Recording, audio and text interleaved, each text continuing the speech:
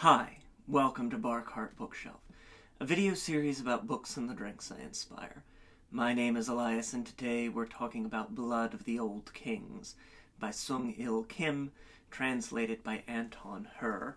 Blood of the Old Kings is an epic fantasy novel. It's the first book in the Bleeding Empire series, which is just a delicious sort of image. This idea of an empire in decline and having this sort of sense of death by 1,000 cuts and, losing things at the margin and at the imperial core, which is sort of where we find ourselves in the Blood of the Old Kings, where at the very beginning we have a sort of colonized province of this empire, this ubiquitous continental empire, and a swords instructor, a woman in her late 30s, who makes a deal with the dragon, who is the ancestral patron of her sort of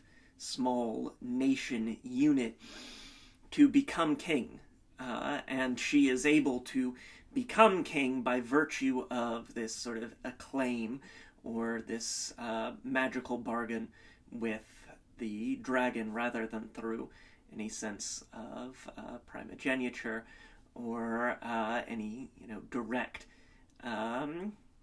heritability. And we tie things into a sort of very briefly, everyone in the country must have the blood of the old kings in them, or that sort of thing. But it is really much more concerned about, at least here at the margins of this empire, kingship through acclaim and through the burden of leadership. And what does it mean to cast yourself into a certain role? Which is good for me, because broadly I am, staunchly anti-king. I think, we know what to do with kings. We know what's good to have happen to kings. Which is, not to have them anymore. And yet, in the struggle against empire, this can be a useful tool. This is part of a political progression here. And things, of course, become more interesting and complicated as we reach the climax here, as we think about what does it mean to call yourself ruler over something, what does it mean to lead, and what does it mean to step away from leadership. We've got 3 points of view in the novel. Lauren, the swordsmaster turned king of Arland, and then in the capital of this empire, far off, we have 2 points of view. Ariane, a sorcerer in training, whose body will be turned into a power generator for this empire. Instead of having the agency of magic and sorcery, we have constraint and order and control and use of energy, of magical energy, in specific ways. For worse, and perhaps also for better, as we see over the course of the novel. When you have people who are individually powerful, like sorcerers, then there are complications that can emerge from that as well. These sorts of magically high agency individuals. And then our third point of view is Cain, another member of this sort of Arland diaspora, who is a community organizer. Would be maybe an appropriate designation for him. He's someone who is a fixture in his community, who helps to solve problems, who does sort of investigative work and favors for people. He's part of a network, and as such, he has these strong ties to this immigrant diaspora community, but because he left this sort of colonized province as a child, he doesn't necessarily have the same loyalty or sense of home associated with his ancestral homeland. Now, there are all these like wonderful ideas at the heart of this novel, and then there are, you know, these grand action sequences with like dragons enchained and battles against, you know, metal inquisitors and sorcerers who are inhabiting your mind for the time being. It's just like, it's visually sumptuous, it's high octane, and it's rooted in some big ideas about societal organization and leadership, and what does it mean to be a steward of your community, and what does it mean to be engaged in the long project of liberation. So I'm really excited to see where the series goes from here. And to that end, we had to have a cocktail. Our cocktail is the Arland, named for this colonized province that near and far forms a sort of locus of the action of the novel. And we're going to begin with 2 ounces of dry vermouth. Don't really have a ton of food in the novel. You know, we've got some writers who are writing food a lot, and then we've got some writers who don't so much in epic fantasy, which is always fun and exciting for me. But we do have drinking wine, and so we are going to get 2 ounces of dry vermouth, because dry vermouth, and sweet vermouth as well, are fortified wines. They're aromatized wines, so we're going to end up with a sort of lower ABV cocktail, lower alcohol by volume, but have that sort of herbal, woodsy, winey quality to it as well. Winey, but not, you know, winey. And to our 2 ounces of dry vermouth, we are going to add 1/2 ounce of dry curacao. This sort of orange liqueur. When Cain first arrives in the capital, a friend and sort of best friend, surrogate, big sister,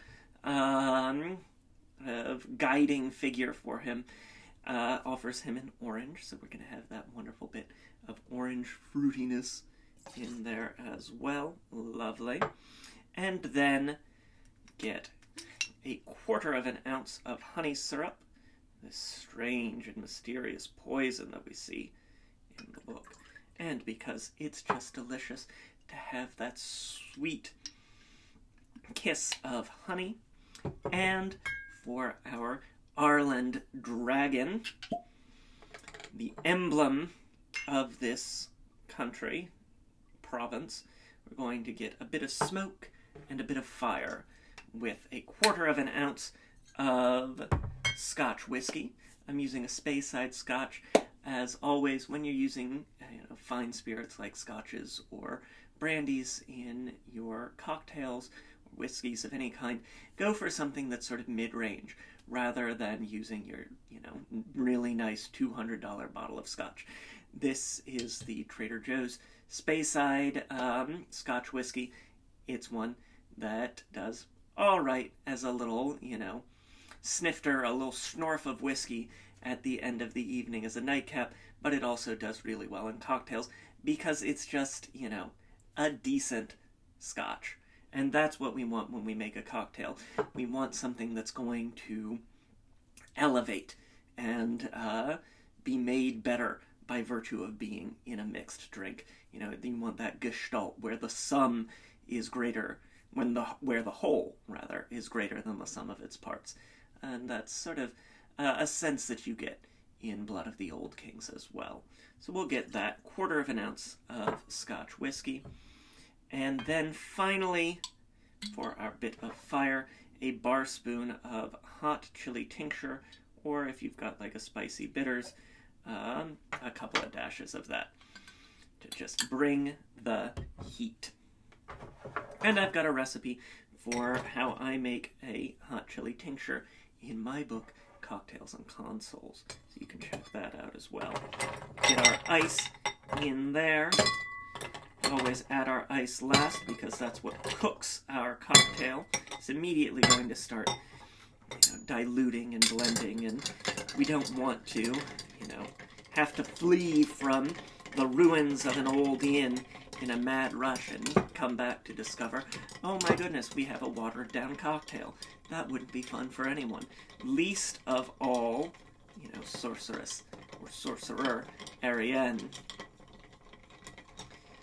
Lovely. Give that a nice stir until the ice and the liquid are sort of roughly at an equilibrium. Beautiful. Get our julep strainer. Nice, easy, and strain into a stemmed glass. Perfect. And there you have it. This is the Arland, inspired by Blood of the Old Kings by Sung Il Kim, translated by Anton Hur. Blood of the Old Kings is available now. I've got a link to snag it in the description down below.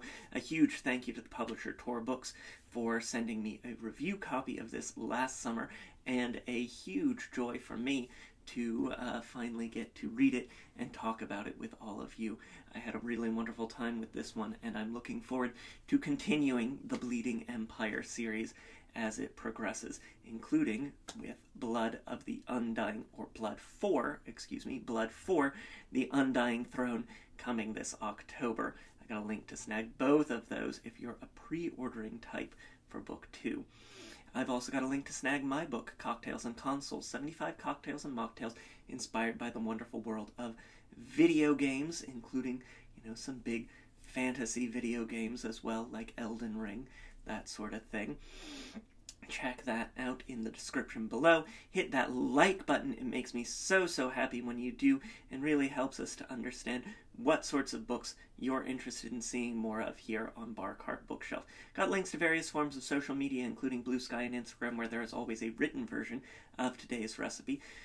Try the drink. Let me know what you think in the comments down below. Like, subscribe if you haven't already so you never miss an episode. And until next time, cheers.